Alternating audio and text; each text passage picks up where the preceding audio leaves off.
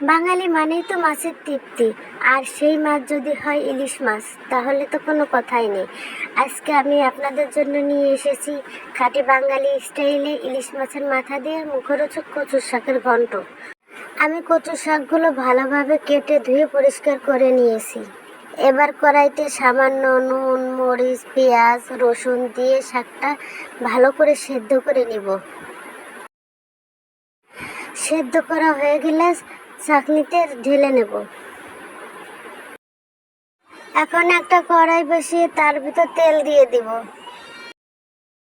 এখন তেলের ভিতরে লবণ, হলুদের গুঁড়া, মরিচের গুঁড়া দিয়ে মেখে রেখেছিলাম ইলিশ মাছের মাথা, সেটি দিয়ে দিব। ভালোভাবে নেড়েচেড়ে ভেজে নেওয়ার পর তুলে নিব। বেশি কড়া করে ভেজে নেওয়া যাবে না, তাহলে মাছের স্বাদ ঘ্রাণ কোনোটাই থাকবে না।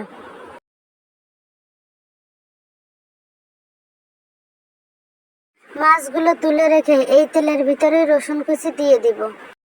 বাদামি বর্ণে না হওয়া পর্যন্ত নেড়েচেড়ে ভেজে নিব। এরপর পেঁয়াজ কুচিগুলো দিয়ে দিব। যতক্ষণ না পর্যন্ত বাদামি বর্ণের হয় ততক্ষণ পর্যন্ত ভেজে নেব। এরপর কিছু আস্ত জিরা দিয়ে দিব।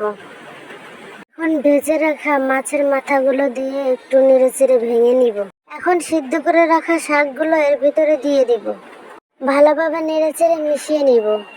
1 চামচ চালের গুঁড়ার সাথে কিছুটা পানি মিশিয়ে এই শাকের ভিতরে দিয়ে দিব। এরপর নেড়েচেড়ে আবার কিছুক্ষণ রান্না করে নিব। তাহলেই হয়ে গেল আমাদের মজাদার ইলিশ মাছের মাথা দিয়ে কচুর শাকের ঘন্ট। এই ঘন্টটা চিতই পিঠার সাথে বেশ জমে। একবার বানিয়ে খেয়ে জানাতে ভুলবেন না কেমন লাগলো।